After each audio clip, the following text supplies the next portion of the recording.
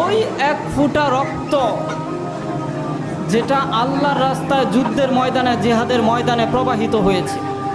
সুবহানাল্লাহ।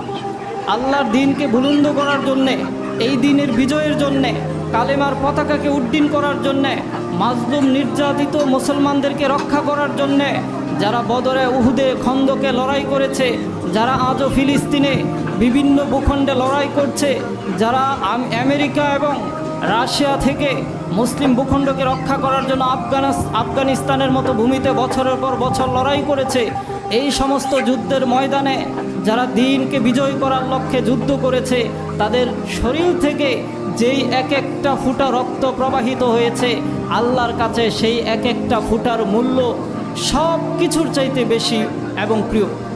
সুবহানাল্লাহ। আর দুটি চিহ্ন, যে দুটি আল্লাহর কাছে